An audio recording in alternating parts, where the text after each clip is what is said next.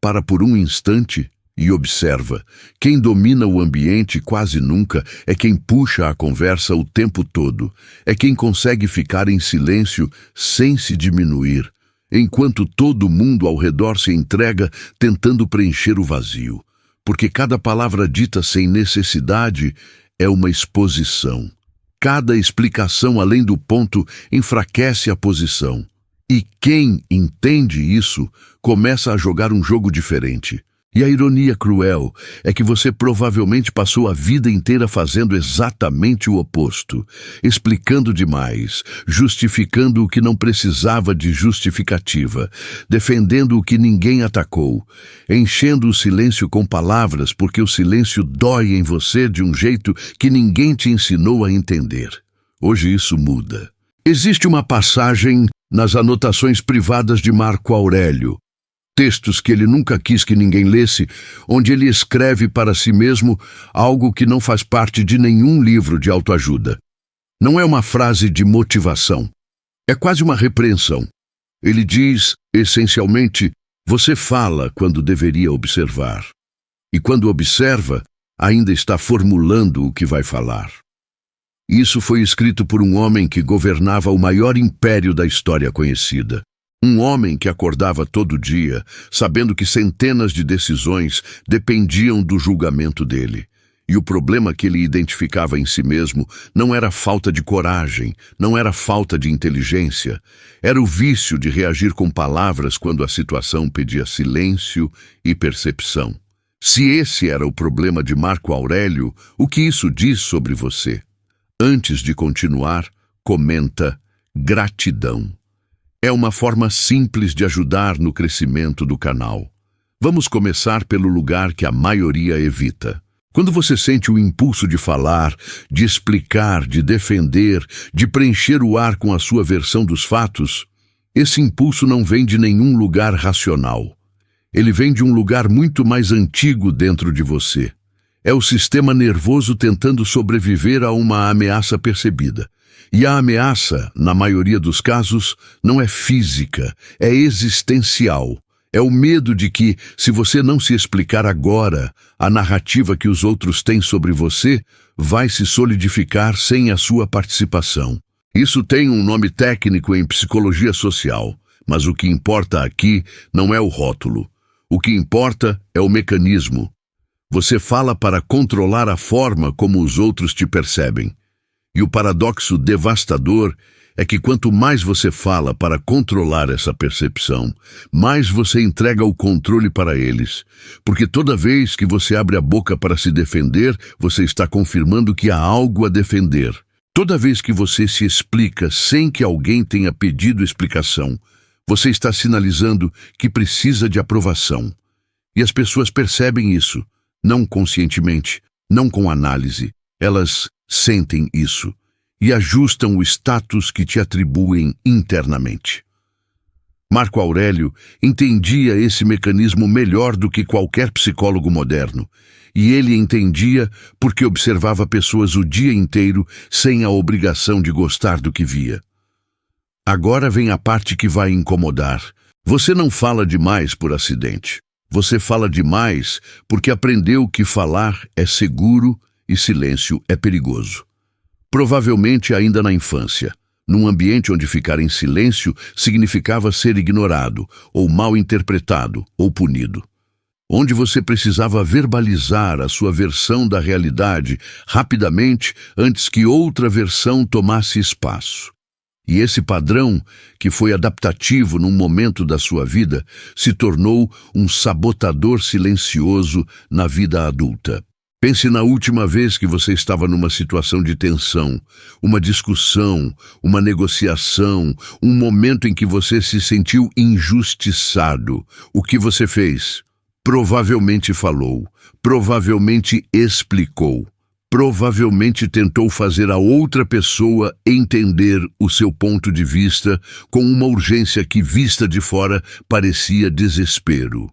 E enquanto você falava, a outra pessoa estava observando você, catalogando, medindo, não o conteúdo do que você dizia. Isso importa menos do que você imagina. mas a necessidade com que você dizia, o quanto você precisava ser compreendido. Esse é o dado que determina quem tem poder numa interação. Marco Aurélio não era naturalmente silencioso. Isso é importante entender. Ele era um homem com opinião forte sobre quase tudo, com um senso de justiça afiado e com um temperamento que, segundo os próprios registros históricos, tendia à impaciência. O silêncio dele não era de um homem que não tinha nada a dizer. Era de um homem que havia descoberto, com muito custo interno, que dizer nem sempre é o gesto mais inteligente disponível. Havia um senador em Roma, sem nome relevante para esta história, que constantemente contrariava Marco Aurélio nas sessões do Senado. Não com argumentos sólidos, com performatividade, com o tipo de oposição que existe para ser vista, não para ser útil. E toda vez que isso acontecia, os conselheiros de Marco esperavam uma resposta à altura, uma demonstração de autoridade. O que Marco fazia era o seguinte: nada. Não um silêncio vexado, não um silêncio que comunicava desprezo. Um silêncio que comunicava que ele tinha coisas mais importantes ocupando sua atenção. E esse era o gesto mais devastador possível para alguém cuja oposição dependia de uma reação para ter significado. Você já pensou que o silêncio pode ser uma forma de recusar a dar às pessoas o que elas precisam de você para se sentirem poderosas? Aqui entra um conceito que poucos articulam de forma útil: a diferença entre silêncio reativo e silêncio estratégico. Silêncio reativo é o que acontece quando você fica quieto porque não sabe o que dizer, porque está com medo, porque está processando algo e simplesmente não conseguiu formular uma resposta a tempo. Esse silêncio comunica hesitação. E as pessoas o leem como fraqueza, mesmo que você não seja fraco. Silêncio estratégico é diferente em natureza, não apenas em intenção. É o silêncio de quem está presente e escolheu não falar. É o silêncio que tem peso, que faz a outra pessoa se perguntar, que cria uma pressão psicológica suave, mas constante, que empurra o interlocutor a preencher o vazio, geralmente com mais informação do que pretendia revelar. A diferença entre os dois não está no que você faz, está no que você sente enquanto fica em silêncio. Se você está em silêncio e por dentro está com o coração acelerado, formulando defesas, esperando ansiosamente o momento de intervir, você está em silêncio reativo, mesmo que por fora pareça composto. As pessoas sentem isso também. A tensão vaza, nos microgestos, na respiração, na qualidade da atenção que você projeta. Silêncio estratégico só é possível quando você resolveu internamente a necessidade de ser compreendido naquele momento específico. Quando você genuinamente não precisa que a situação se resolva do jeito que você quer agora. Quando você pode observar sem urgência. Esse é o estado mental que Marco Aurélio cultivava, e ele é muito mais difícil de alcançar do que qualquer técnica de comunicação. Vamos pausar aqui e ser direto sobre algo. A maioria do conteúdo sobre poder e comunicação trata silêncio como uma tática, como se fosse uma jogada que você aprende, pratica por alguns dias e passa a usar em reuniões para parecer mais misterioso. E esse tipo de silêncio performático é imediatamente detectado. Ele é, na verdade, pior do que falar demais, porque combina a arrogância de quem tenta manipular com a incompetência de quem não sabe fazer isso. O que Marco Aurélio estava explorando em si mesmo era algo mais fundamental. A relação entre o que você sente internamente e o que você projeta externamente. Ele estava tentando fechar essa distância, não para enganar ninguém, mas porque ele entendia que um ser humano cuja aparência externa diverge do estado interno é um ser humano que está gastando energia enorme na manutenção dessa divergência.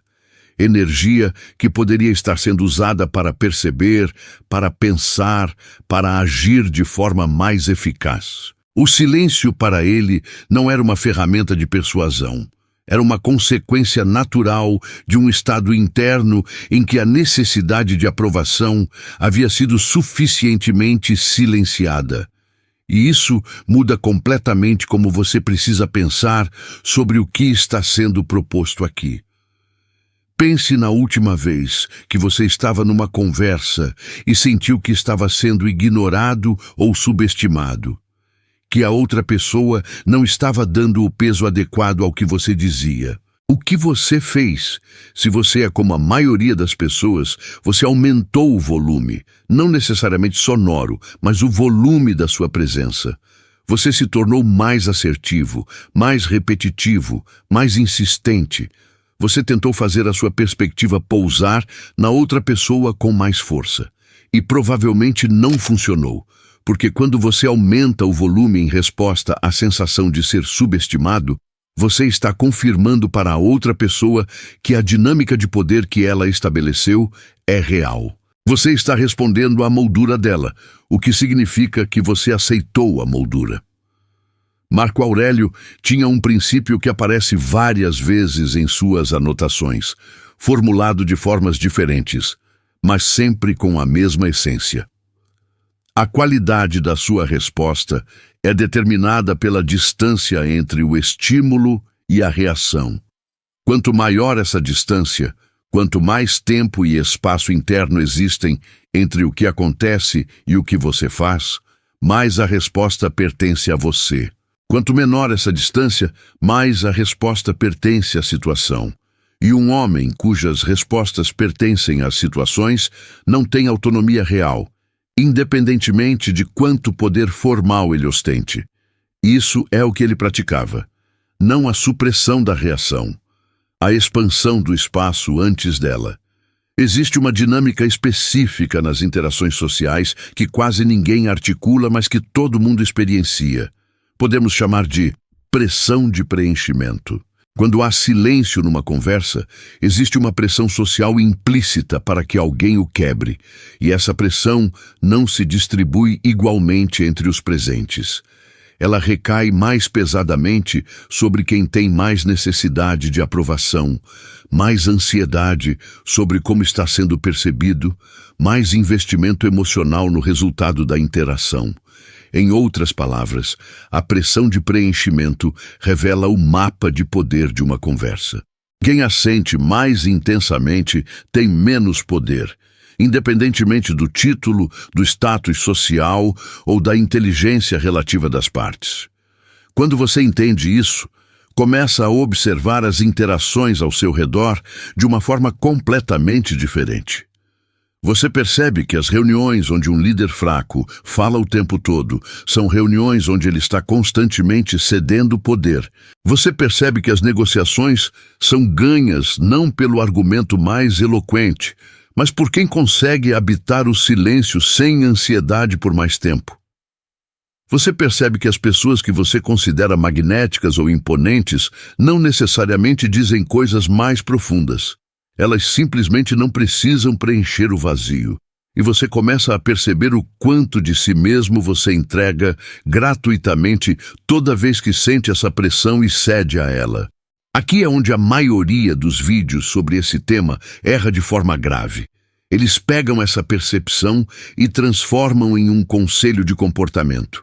Fale menos, faça pausas antes de responder, deixe o outro falar primeiro. E esses comportamentos podem até ser úteis como experimentos, mas se você os pratica sem o fundamento interno correto, eles são apenas mais uma camada de performance sobre a mesma necessidade de aprovação que você está tentando esconder. A pergunta real não é como eu falo menos. A pergunta real é por que a minha identidade depende de como as pessoas me percebem em tempo real? Porque é isso que está acontecendo. Cada vez que você se compele a falar quando deveria observar, você está fazendo uma microtransação. Você troca um fragmento da sua percepção interna, um insight, uma observação, uma vantagem informacional, por um fragmento de validação imediata. Você abre mão de ver claramente para ser visto favoravelmente. E Marco Aurélio tinha uma palavra para esse tipo de troca. Ele não a considerava uma fraqueza de caráter. Ele a considerava uma confusão sobre onde o valor reside. Uma confusão entre o que é seu e o que pertence ao julgamento alheio. Agora vem a virada que poucos chegam a formular. Você foi ensinado, pela cultura, pela educação, pela dinâmica familiar, que o silêncio precisa ser justificado, que a posição padrão é a palavra e o silêncio é uma exceção que precisa de motivo. Por que você não está falando nada? É uma pergunta que carrega peso acusatório. Por que você falou tanto? Raramente é feita. Mas e se a equação fosse invertida? E se a posição padrão fosse a observação e a palavra fosse a exceção, usada não para preencher, não para performar presença, não para gerenciar percepções, mas apenas quando tivesse algo genuinamente novo a acrescentar ao campo de informações disponível? Marco Aurélio não chegou a essa posição por ascetismo, não foi por uma filosofia de renúncia. Ele chegou a ela por eficácia. Porque ele percebeu que um homem que fala menos observa mais. E um homem que observa mais toma decisões melhores. E um homem que toma decisões melhores, ao longo do tempo, acumula resultados que nenhuma quantidade de eloquência poderia comprar. O silêncio, nessa perspectiva, não é sobre como você parece. É sobre o que você consegue ver enquanto os outros estão ocupados sendo vistos. Pense numa conversa recente, onde você saiu com a sensação de que poderia ter se saído melhor. Provavelmente você disse algo que não deveria ter dito, ou disse algo de uma forma que não capturou exatamente o que você queria comunicar, ou revelou uma preocupação que deu à outra pessoa uma vantagem que ela usou.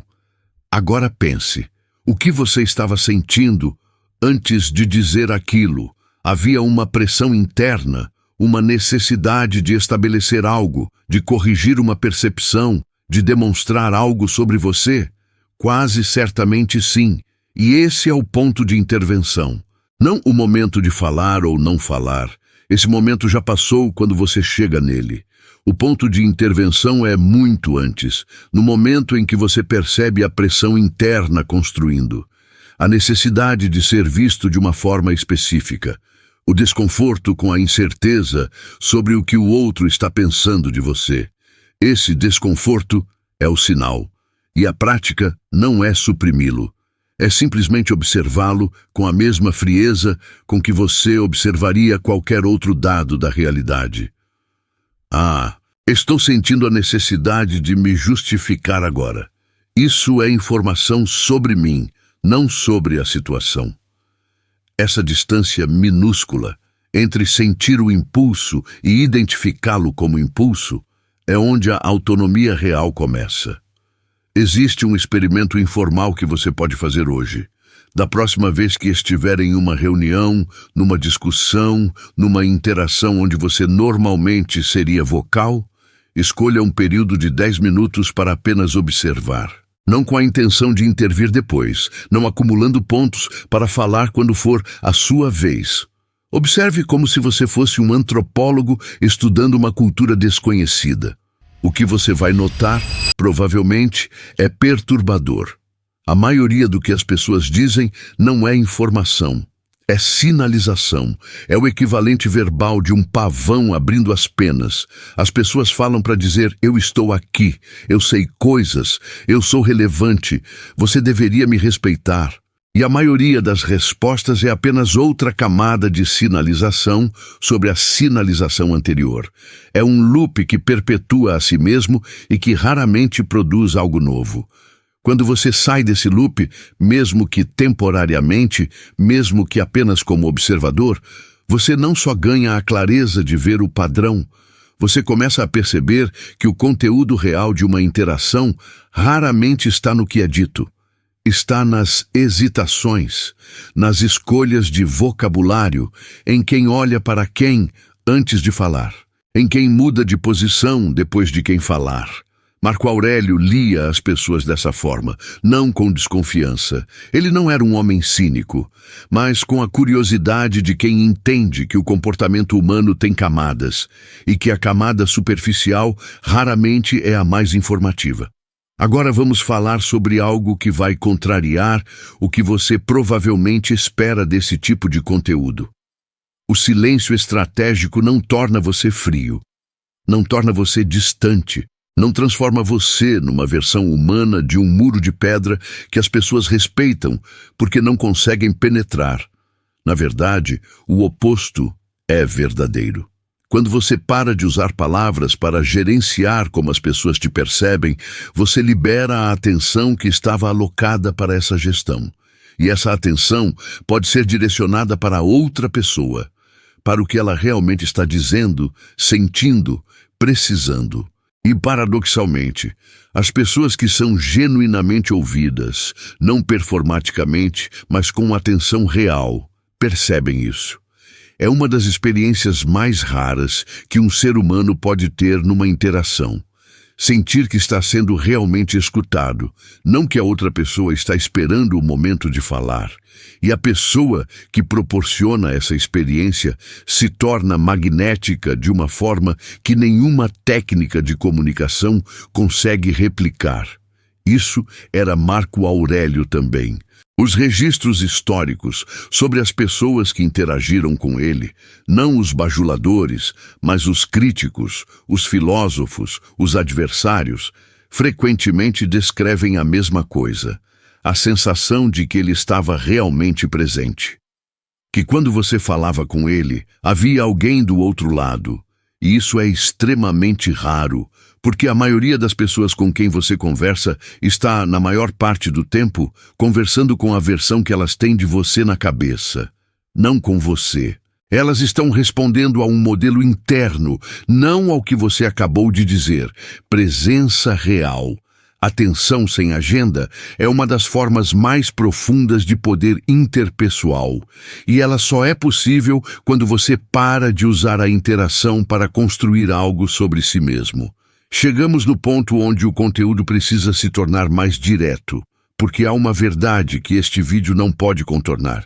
Você provavelmente chegou até aqui esperando uma mudança que parece uma adição, algo que você vai aprender a fazer que vai tornar você mais poderoso, mais percebido, mais respeitado, uma habilidade nova que se encaixa no repertório existente.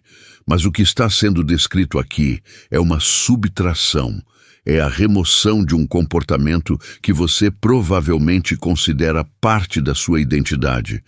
A vocalicidade, a prontidão de resposta, a capacidade de sempre ter algo a dizer.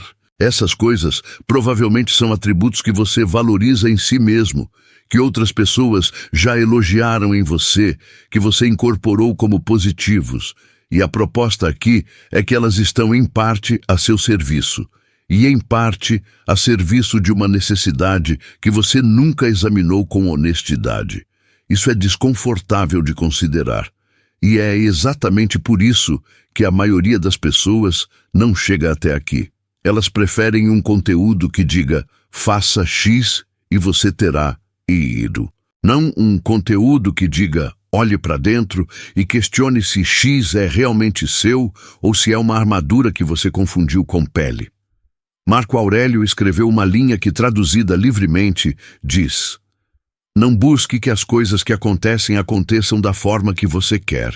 Queira que as coisas que acontecem sejam como são, e você fluirá tranquilamente pela vida. Isso soa, à primeira leitura, como resignação, como passividade, como o conselho de alguém que desistiu de tentar mudar o mundo. Mas no contexto do que foi explorado aqui, o significado é diferente. O que ele está descrevendo é a liberação da necessidade de controlar a percepção alheia em tempo real. É a aceitação de que o que as pessoas pensam de você neste momento específico não é dado que você pode ou deveria tentar manipular. É o reconhecimento de que a energia gasta nessa manipulação é energia subtraída da ação real. E quando você para de tentar controlar o que os outros pensam de você agora, quando você aceita que esse dado está fora do seu domínio, algo curioso acontece. Você começa a agir de uma forma mais consistente com quem você realmente é, não com quem você quer ser percebido como. E essa consistência, ao longo do tempo, constrói uma reputação infinitamente mais sólida do que qualquer performance poderia.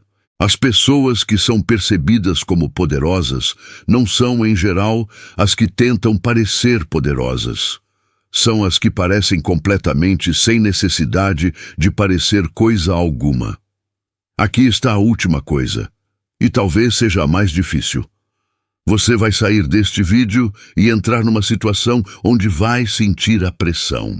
A pressão de se explicar, de se defender, de preencher o silêncio, de garantir que a narrativa sobre você, que está se formando na cabeça de outra pessoa, seja a narrativa que você quer que seja. E você vai sentir isso com uma intensidade física. No peito, na garganta, nos dedos que já querem digitar, ou na língua que já quer se mover.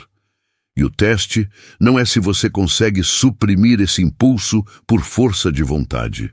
O teste é se você consegue, naquele momento, reconhecer o que está acontecendo com suficiente clareza para escolher, não por performance, não por tática, mas por um entendimento genuíno de onde está o seu poder e onde não está. Marco Aurélio falhou nesse teste inúmeras vezes. Ele foi um homem, não um ideal. E é por isso que ele escrevia para si mesmo sobre isso repetidamente. Não como um homem que havia chegado, mas como um homem que continuava praticando, que reconhecia o vício de reagir, que identificava a necessidade de aprovação, aparecendo de formas novas toda vez que ele achava que havia resolvido. A prática não tem fim, não porque você seja irremediavelmente fraco, mas porque a condição humana é essa. Você está constantemente em relação com outros, e outros constantemente te oferecem a oportunidade de abandonar o centro de si mesmo em troca de um fragmento de conforto social. A questão não é eliminar essa oferta, é aprender a vê-la com clareza suficiente para que a escolha seja sua. Há algo que acontece quando você começa a viver desta forma, e não é o que os vídeos motivacionais prometem. Não é sucesso instantâneo, não é magnetismo repentino, não é uma vida sem conflito. O que acontece é mais silencioso e mais profundo do que isso. Você começa a se tornar uma presença que tem peso, não porque você faz algo especial, mas porque você para de fazer uma série de coisas desnecessárias. Você para de vazar. Para de se dissolver em cada interação, tentando ser o que a interação pede. Para de distribuir fragmentos de si mesmo na esperança de que os outros os montem num mosaico favorável. E as pessoas começam a perceber isso, não com palavras, não com elogios explícitos, mas com uma qualidade diferente de atenção que elas trazem quando estão com você. Uma sensação de que há algo ali que vale a pena ouvir, porque não é dito a todo momento. E você percebe, com uma calma, que você não sabia que era possível, que nunca precisou de tanto quanto achava que precisava. O poder não estava na palavra. Nunca esteve. Estava no silêncio que você ainda não tinha aprendido a habitar.